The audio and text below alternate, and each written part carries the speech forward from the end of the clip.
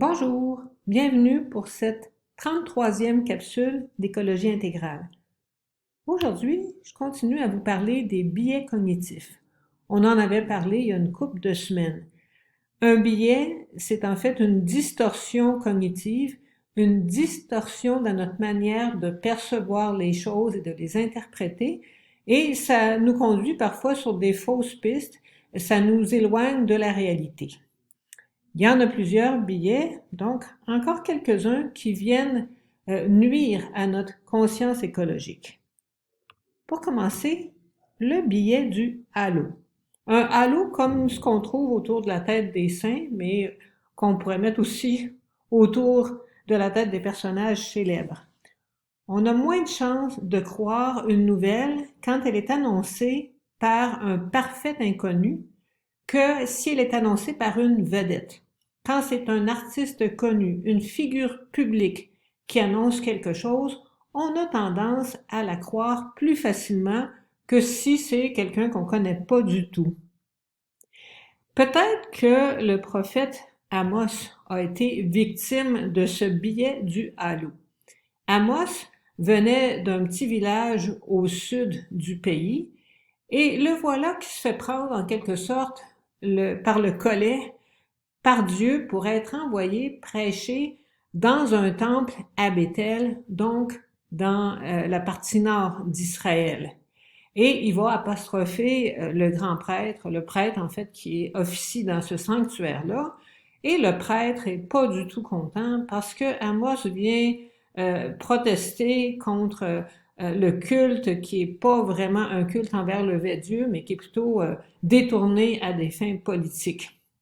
Alors Amazias dit à Amos, voyant, c'est la manière d'appeler les prophètes parfois, va-t'en, retourne chez vous en quelques mots, va-t'en, fuis au pays de Juda, le royaume du sud, mange ton pain là-bas et là-bas prophétise. Mais à Béthel, cesse désormais de prophétiser car c'est un sanctuaire royal, un temple du royaume. En quelque sorte, t'es pas de chez nous, on te connaît pas, qu'est-ce que t'as à venir nous annoncer des affaires? Et pourtant, Amos est un authentique prophète envoyé par Dieu lui-même. Un autre biais qui ressemble un peu au précédent, le biais de popularité. Cette fois-ci, c'est quand il y a beaucoup de monde qui disent la même chose, quand il y a toute une foule de gens qui disent pareil, on a tendance à penser que c'est vrai.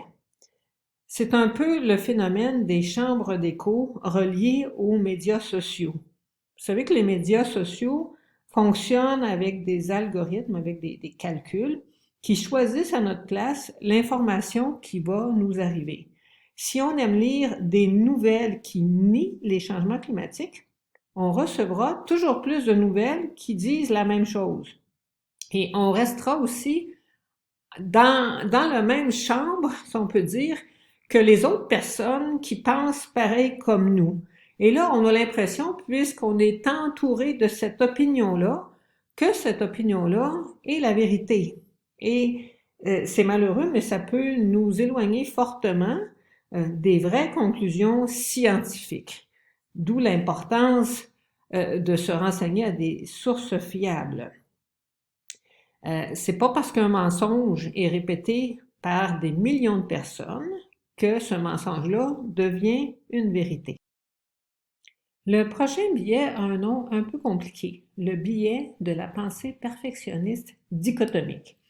Un perfectionniste, on sait ce que c'est. C'est une personne qui recherche la perfection et qui n'est pas satisfaite si elle ne l'atteint pas. Et comme on atteint rarement la perfection, cette personne-là reste enfermée dans des attentes qui n'ont pas de bon sens.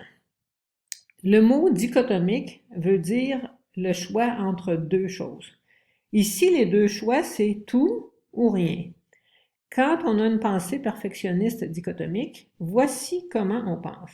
Si je ne fais pas tout, je ferai rien d'abord, ça vaut pas la peine si je réussis pas à tout faire. Mais c'est bel et bien un biais cognitif parce que ça nous fait perdre de vue la valeur de chaque action, la valeur de chaque petit effet ou chaque petit résultat. C'est mieux d'avoir un petit résultat ou un résultat imparfait que pas de résultat du tout. Tous les résultats s'additionnent quand on veut lutter contre les changements climatiques. Chaque petite victoire compte. Et quand une personne est une pionnière, qui est la première à poser des gestes, même si on l'air de rien du tout, ça peut entraîner d'autres personnes. Alors que si on reste dans je fais rien d'abord, tout le monde reste dans l'immobilisme qui devient contagieux. Voici un biais qui est un peu du même style que le précédent, le biais de pseudo-inefficacité. Ce biais fait référence à l'impression qu'on peut avoir que notre action individuelle n'a pas vraiment d'influence sur la résolution d'un problème global. Alors, je me dis, si je suis la seule à prendre mon vélo au lieu de prendre ma voiture, qu'est-ce que ça peut bien changer? Alors, les personnes vont perdre espoir que leur contribution individuelle compte. Donc, ils vont rien faire. Ça mène encore une fois à l'immobilisme. Ce biais est encouragé par les discours qui nous entourent. Les enjeux climatiques sont synonymes d'investissements à grande échelle menés par les industries et les gouvernements. Alors on se dit, moi, face à ça, qu'est-ce que je peux bien faire? Quasiment tout le monde s'est déjà dit, là, pourquoi je réduirais mes parcours en voiture si les autres le font pas? Pourquoi? Parce que ça permet de démarrer un mouvement qui peut devenir une action collective. Parce que la solution vient de l'addition de tous les efforts à toutes les échelles. C'est pas juste les actions individuelles qui comptent, bien entendu, mais elles font partie de la solution. Les chercheurs parlent aussi de l'existence des croyances compensatoires vertes, ou CCV, une croyance, quelque chose qu'on croit.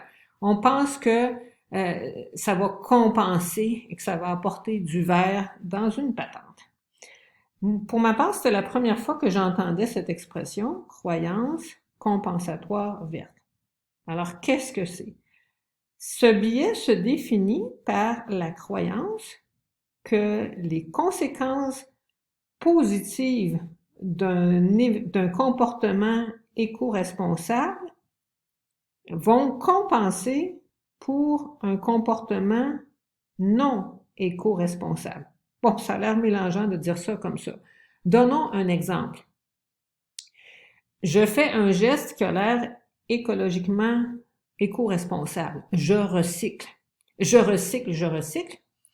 Quand, au bout de la semaine, mon bac déborde d'emballage que j'ai mis au bac de recyclage. Là, j'ai l'impression que je suis en train de sauver la planète. Mais en fait, si mon bac déborde d'emballage, c'est parce que j'ai acheté beaucoup de choses qui étaient pas emballées, qui étaient mal emballées, qui étaient trop emballées, c'est-à-dire, et que j'ai acheté beaucoup, donc j'ai dépensé beaucoup de ressources. Alors, c'est pas parce que je les recycle que ça efface d'un seul coup tout le problème de ces emballages et de cette surconsommation.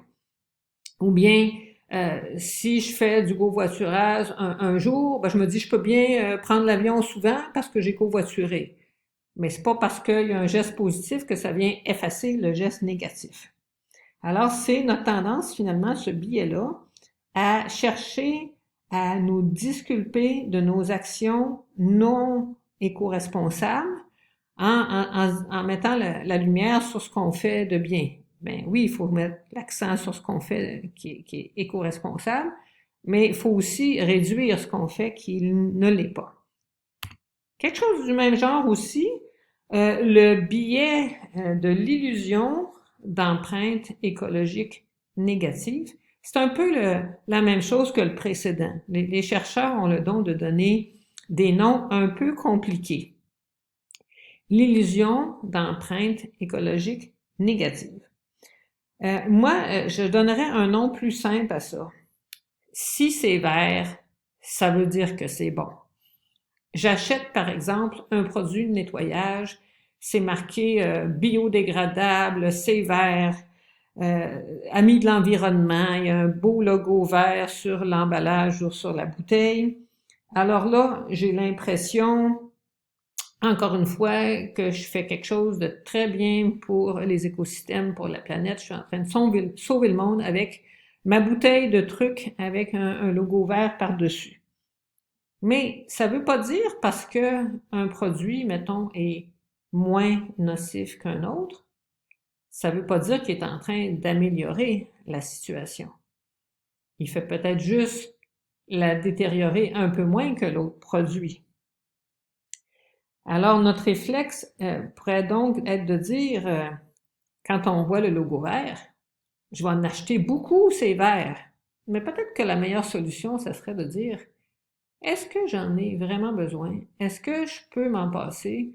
Est-ce qu'il n'y a pas encore quelque chose de plus simple que je pourrais utiliser? Des fois, on s'aperçoit que des produits comme du bicarbonate de soude ou du vinaigre peuvent répondre à bien des problèmes de nettoyage ou une bonne vieille barre de savon plutôt que toutes sortes de produits dans des bouteilles de plastique. En résumé, mieux vaut donc consommer modérément et acheter seulement ce dont nous avons réellement besoin. Bon, le nom du billet suivant est un petit peu plus facile, le billet d'optimisme.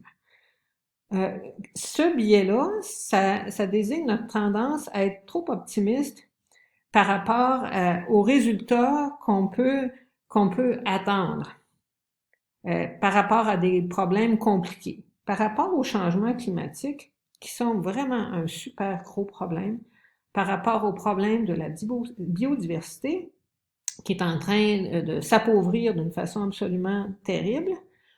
Un optimiste, bon, qui serait d'une mauvaise façon optimiste, va avoir tendance à dire, ben la science, ils vont trouver une technique, ils vont trouver une technologie, ils vont trouver quelque chose pour nous sauver, pour régler nos problèmes, donc j'ai pas besoin de m'en occuper.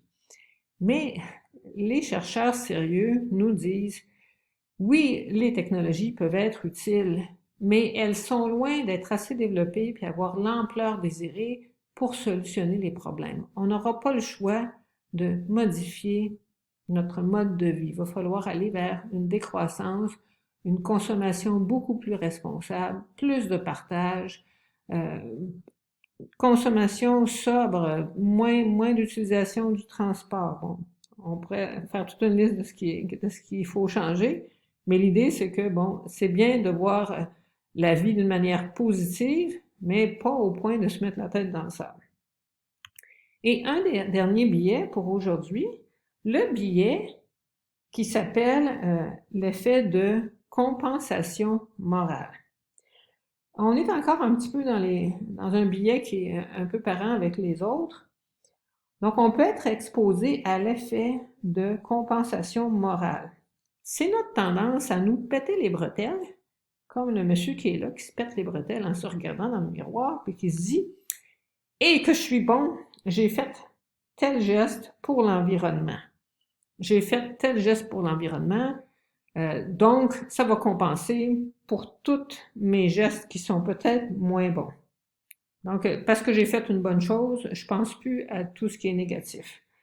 Alors, ça peut relâcher un petit peu notre vigilance et on arrête de regarder qu'est-ce qu'on pourrait encore améliorer dans notre comportement. Bien sûr que c'est pas mauvais d'être fier de nos bons coups, mais il faut que ça nous incite à continuer à faire d'autres pas plutôt que de rester devant notre miroir à nous péter les bretelles. Heureux sommes-nous si nos bons coups augmentent notre vigilance par rapport à nos comportements.